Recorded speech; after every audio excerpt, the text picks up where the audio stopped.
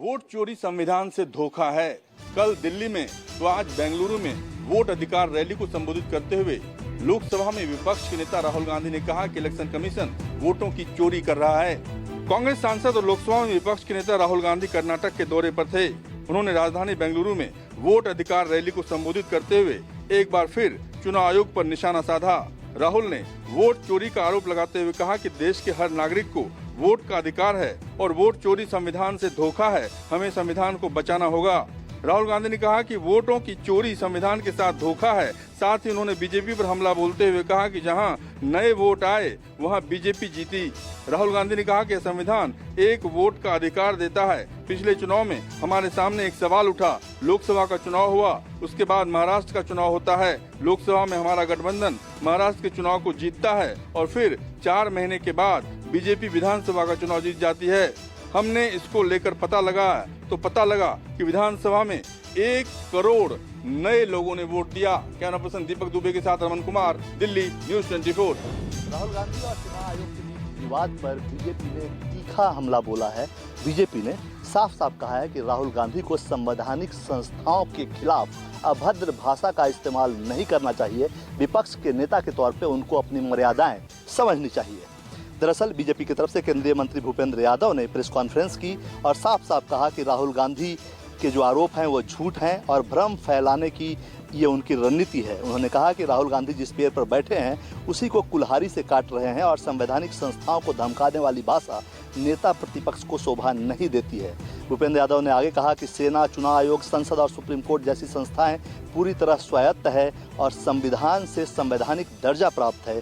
कांग्रेस और उसके नेता बार बार इनकी साख पर सवाल उठाकर लोकतंत्र की बुनियाद को चोट पहुंचाने का प्रयास कर रहे हैं। बीजेपी ने यह भी कहा कि नेता विपक्ष के तौर पर उनको अपनी संवैधानिक मर्यादाएं नहीं भूलनी चाहिए।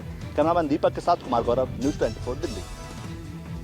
राज्यसभा की कार्रवाई आज भी बाधित हुई। जैसे ही 11 बजे राज्यसभा की कार्रवाई शुरू हुई, जोरदार हंगामा हुआ और पूरे दिन भर के लिए राज्यसभा की कार्रवाई स्थगित कर दी गई। आपको बता दें कि 267 का नोटिस, जिस पर किसी विषय पर सारे काम को रोककर चर्चा होती है, उस पर बहुत सारे राजनीतिक दलों द्वारा SIR पर चर्चा की मांग के लिए और दूसरे विषयों पर मांग की गई थी। इस पर सभापति ने कहा कि ऐसा कोई नोटिस नहीं है, जिस नोटिस इम्पोर्टेंट नहीं है जिस पर की चर्चा की जानी चाहिए। सभापति ने जब ये बात कही कि नोटिस सिर्फ इसलिए दिया जाता है कि विपक्ष इस पर हंगामा करने का मौका ढूंढ सके, नोटिस में ऐसा कोई विषय नहीं है जिस पे अर्जेंट चर्चा करने की जरूरत है। हंगामा इस पर और बढ़ा और अंत में TMC नेता डेरेक ओ'ब्रायन ने कहा कि अब सोमवार को हम पूरा विपक्ष एक साथ मांग करेगा SIR पर चर्चा करने के लिए। कैमरामैन दीपक के साथ प्रशांत देव, न्यूज़ 24 दिल्ली। यूपी के बाराबंकी में चलती रोडवेज बस पे गिरा पेड़, 5 लोगों की मौत। घटना का CCTV फुटेज आया सामने, एक की हालत गंभीर। दरअसल 60 लोगों से भरी रोडवेज बस बाराबंकी से हैदरगढ़ जा रही थी। हरक चौराहे के पास भारी बारिश के चलते एक विशाल गुलर का पेड़ चलती बस पर गिर गया। इसका CCTV फुटेज भी सामने आया है।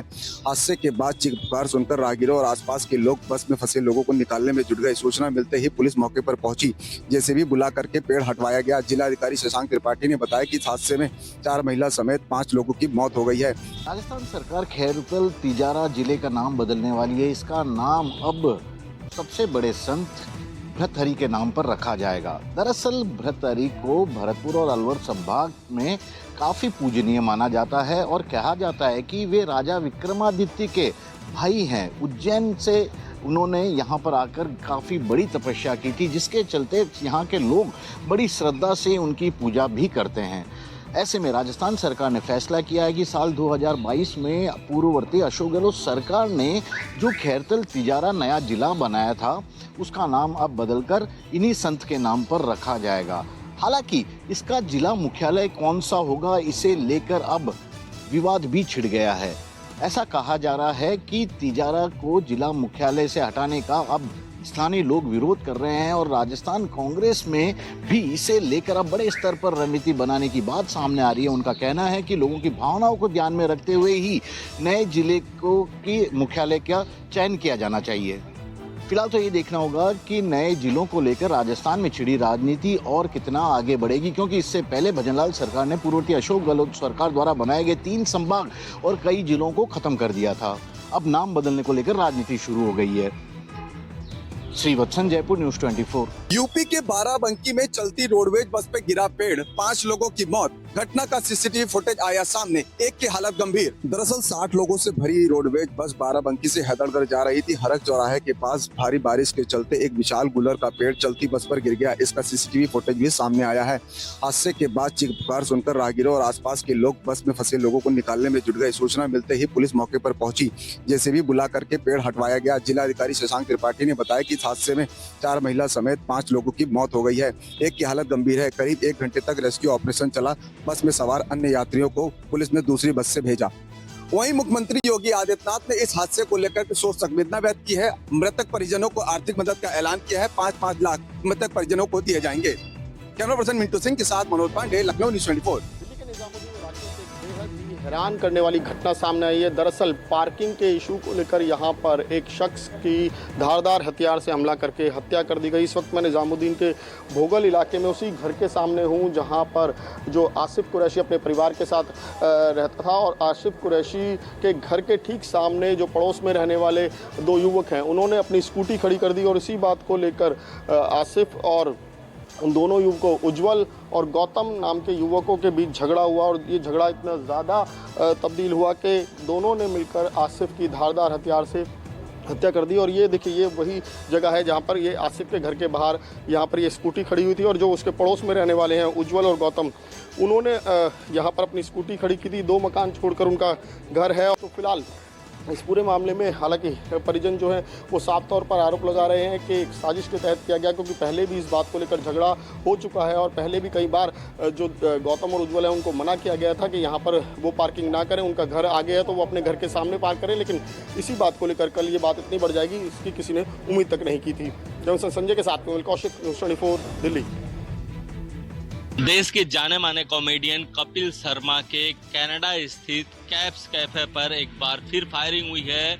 इस फायरिंग की जिम्मेदारी गोल्डी ढिल्लोन और जो लॉरेंस बिश्नोई गैंग है उसने ली है। उसने सीधी धमकी दी है कि इस बार जो गूंज है वो मुंबई में सुनाई देगी। इस वक्त हम वो शिवरा इलाके में कपिल शर्मा के घर के पास हैं और ये इनकी जो बिल्डिंग है और इसी बिल्डिंग में कपिल शर्मा रहते हैं। मुंबई पुलिस की टीम यहाँ पर आई थी, टीम ने मुआवना किया है। इसके अलावा सुरक्षा का जायजा लिया है। इससे पहले 1 महीने के अंदर ही दूसरी बार है जब उनके कैप्स कैफे पर ये फायरिंग हुई है।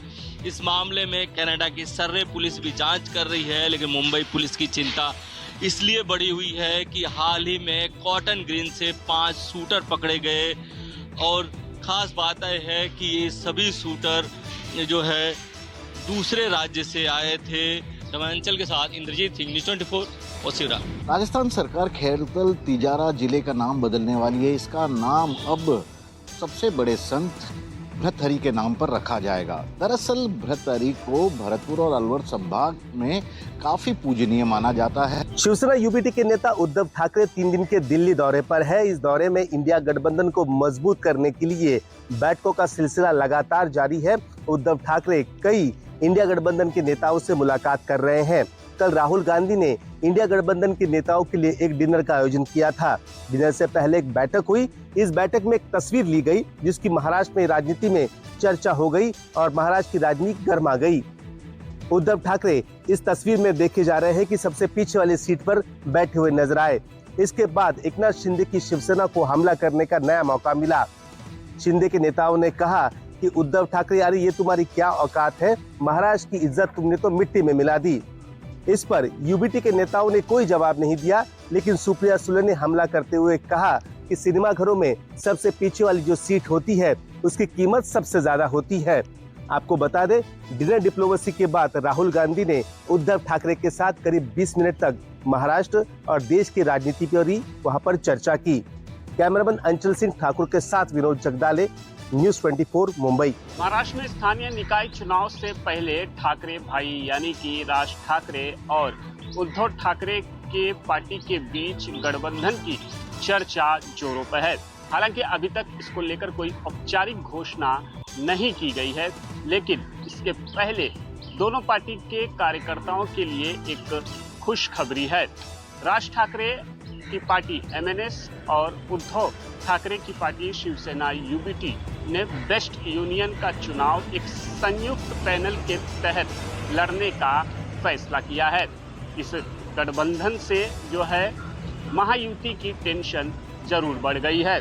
आपको बता दें कि आज उद्धव ठाकरे दिल्ली में हैं और दिल्ली में उन्होंने पत्रकारों को संबोधित किया। इस दौरान दोनों भाइयों के बीच गठबंधन पर पूछे गए सवाल पर उन्होंने कहा कि सही समय पर सही निर्णय जो है वो लिया जाएगा। हम दोनों भाई किसी भी प्रकार का कोई भी निर्णय लेने के लिए पूरी तरह से सक्षम हैं। कैमरामैन विनोद सिंह के साथ राहुल पांडे, न्यूज़ 24, मुंबई। उत्तर प्रदेश की योगी सरकार में परिवहन मंत्री दयाशंकर सिंह और बसपा विधायक उमाशंकर सिंह आमने सामने आ गए हैं। दरअसल यूपी के जनपद बलिया में योगी सरकार में परिवहन मंत्री और बलिया नगर से बीजेपी के विधायक दयाशंकर सिंह अपनी विधानसभा क्षेत्र में निर्माणाधीन पुल का निरीक्षण करने पहुंचे थे। पता चला कि पुल उद्घाटन से पहले ही चालू कर दिया गया है।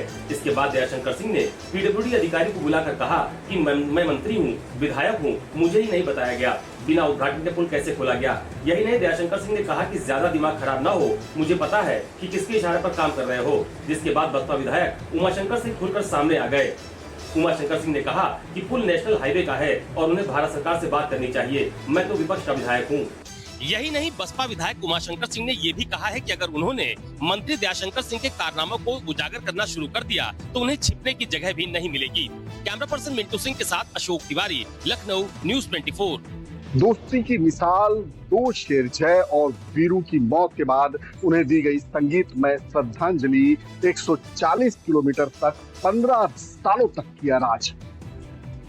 दोनों दोस्तों में पहले वीरू की मृत्यु 11 जून को हुई थी, जब वह एक झगड़े में लगी चोट से नहीं उबर सका। इसके कुछ सप्ताह बाद 29 जुलाई को जय ने भी एक अलग संघर्ष के बाद दुनिया को अलविदा कह दिया। अपनी दोस्ती के लिए मशहूर गिर नेशनल पार्क में जय वीरू नाम के दोनों शेरों का जन्म एक साथ हुआ था। दोनों ने 140 किलोमीटर के इलाके में 15 सालों तक एक साथ राज किया। यहाँ तक कि जब एक शेर की मौत हो गई तो दूसरे ने भी 1 महीने बाद ही दम तोड़ दिया। प्रधानमंत्री नरेंद्र मोदी जब खुद गिर गए थे तो उन्होंने डेडकली इलाके में शेरों का ये जोड़ा मिला था। इन दोनों को देखकर पीएम मोदी ने उनकी तस्वीर खींची थी।